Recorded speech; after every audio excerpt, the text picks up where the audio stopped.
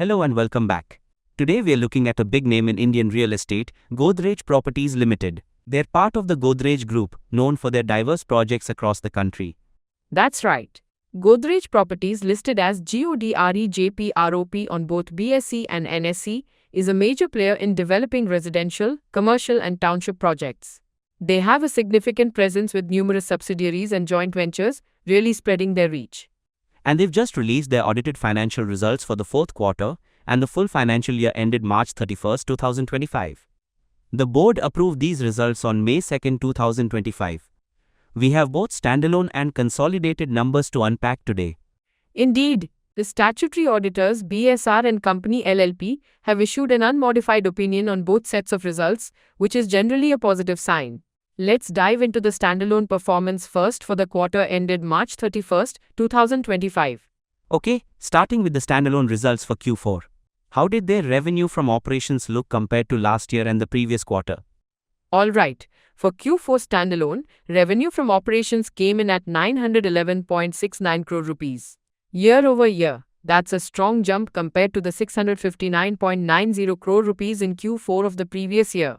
Quarter over quarter, it's a massive increase from the 184.99 crore rupees reported in Q3, so a very strong finish to the year on the standalone top line. A significant jump sequentially. What about their profit before tax, or PBT, for the quarter on a standalone basis? Standalone PBT for Q4 was 361.40 crore rupees. Again, comparing year over year, this is a good increase from 267.16 crore rupees. And quarter over quarter, it's substantially higher than the 55.91 crore rupees in Q3. And the bottom line? Profit after tax, or PAT? Standalone PAT for Q4 stood at 278.54 crore rupees.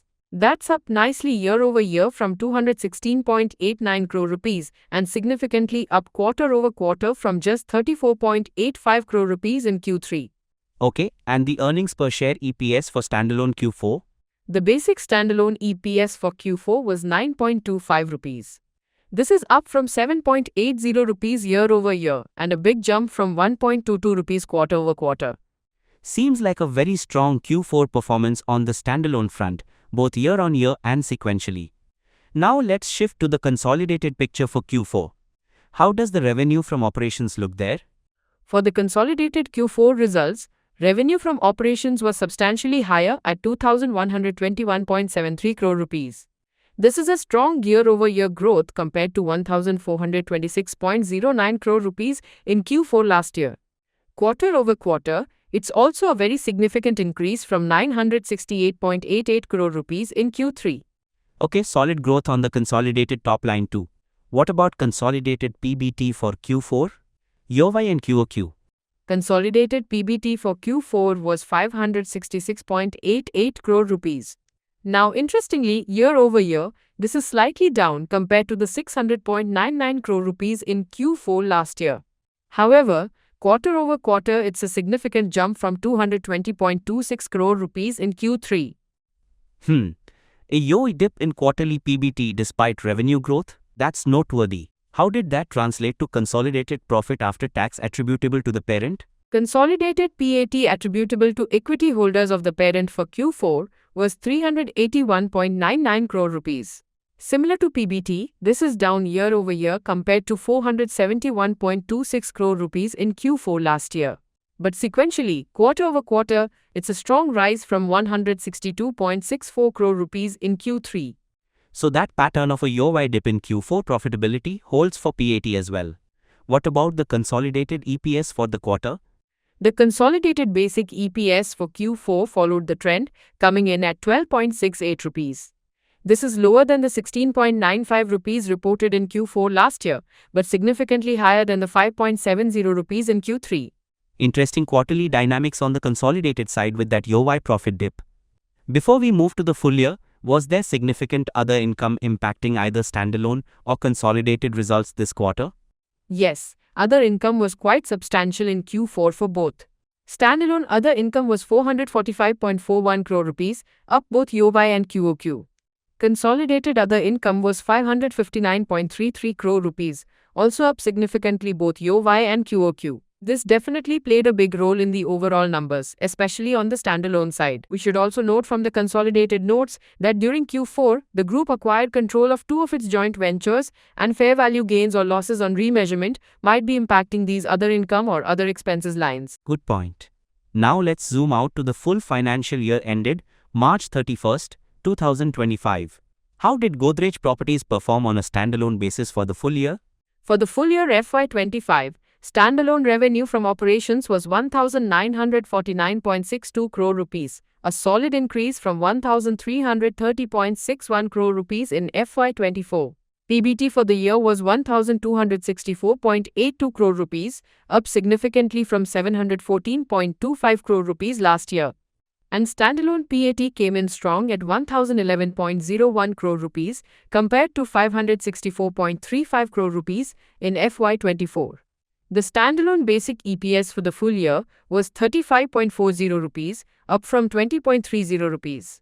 Strong annual growth on standalone. And the full year consolidated picture? Consolidated performance for FY25 was also robust overall.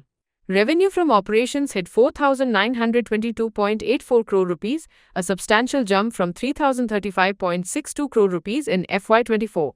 Consolidated PBT rose significantly to 1,722.62 crore rupees from just under 1,000 crore rupees last year. PAT attributable to the parent was 1,399.89 crore rupees, nearly double the 725.27 crore rupees from FY24. And the full year consolidated basic EPS was 49.02 rupees, up strongly from 26.09 rupees last year. So despite that Q4 year-wide dip in consolidated profits, the full year consolidated picture shows very strong growth. What about profitability margins for the full year? For the full year FY25, the standalone net profit margin was healthy at 24.32%, improving slightly from 22.35% last year. The consolidated net profit margin for FY25 was 20.29%, also showing improvement from 17.13% in FY24. So profitability has strengthened on both fronts over the full year. Any exceptional items affecting the results this year? The reports don't explicitly list significant exceptional items, suggesting the reported profits are largely reflective of their operational and other income streams, including those potential fair value gains from the JV acquisitions we mentioned. Let's touch upon the balance sheet. Any key highlights from the standalone or consolidated statements as of March 31st, 2025? Looking at the consolidated balance sheet, total assets grew significantly to 55,465.52 crore rupees from around 35,734 crore rupees last year. Total equity also saw a substantial jump to 17,573.73 crore rupees from about 10,301 crore rupees, largely driven by retained earnings and the significant qualified institutions placement or QIP. On the standalone side, the trends are similar, with significant growth in assets and equity. Total debt levels also need consideration. Consolidated borrowings, non-current plus current, total around 12,561 crore rupees, up from about 10,656 crore rupees. And cash flows? Any insights from the statements, especially consolidated? Did they recommend a dividend? The consolidated cash flow statement shows significant activity. Cash flow from operations was negative at about 2,242 crore rupees for FY25, compared to negative 692 crore rupees last year, likely reflecting increased working capital needs for expansion. Investing activities saw net outflow of over 4,300 crore rupees, driven by investments and acquisitions. Financing activities brought in a net inflow of over 6,700 crore rupees, primarily due to the large QIP proceeds of nearly 6,000 crore rupees and net proceeds from borrowings. The company explicitly stated in the cover letter that the board has not recommended any dividend for the financial year ended March 31, 2025. Okay, let's discuss segment performance. The standalone results mention it's a single segment business, but the consolidated results break it down. What do those show? That's right. Standalone is classified entirely under development of real estate property.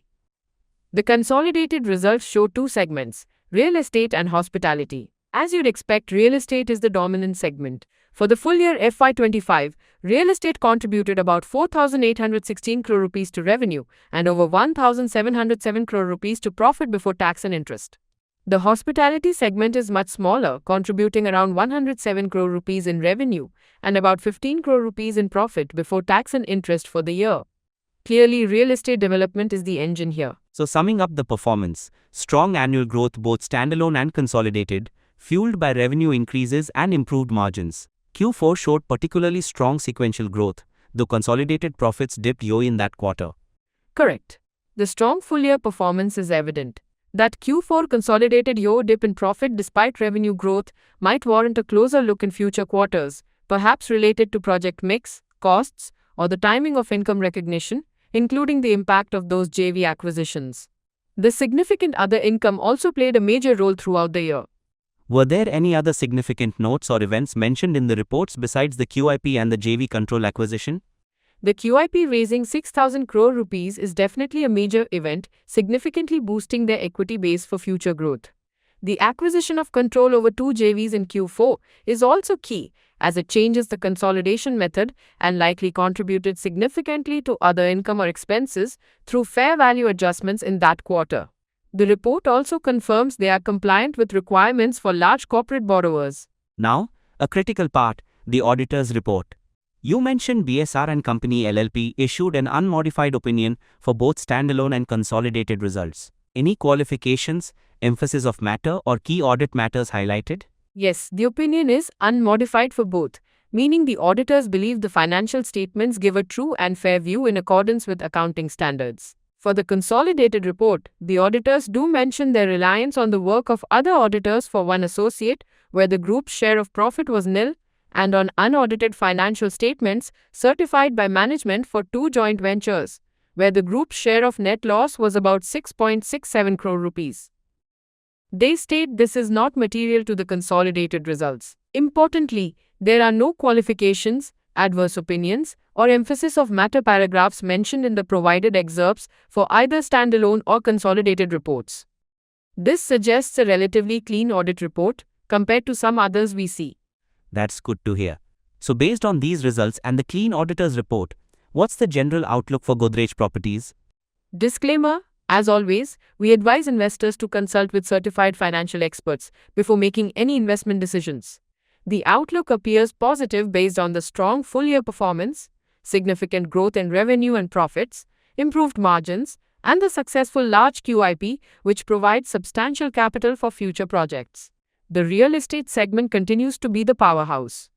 The company seems well positioned to capitalize on opportunities in the Indian real estate market. What are the potential risks? Risks always exist in the real estate sector. These include potential changes in interest rates impacting borrowing costs and buyer affordability, regulatory changes, project execution delays, competition, and cyclical downturns in the property market. Managing their increased debt levels alongside expansion will also be key. So to conclude, Godrej Properties delivered a strong performance in FY25, marked by significant growth in both standalone and consolidated revenue and profits, bolstered by substantial other income and a successful QIP. While Q4 consolidated profits saw a year-over-year dip, the sequential and full-year trends were robust. The dominant real estate segment continues to drive results, and the auditors have provided a clean, unmodified opinion on both sets of financials. The company appears well capitalized for growth, but investors should remain mindful of the inherent risks in the real estate sector. excellent analysis. Thanks for walking us through the numbers for Godrej Properties Limited. My pleasure. Remember to follow our channel for more financial insights.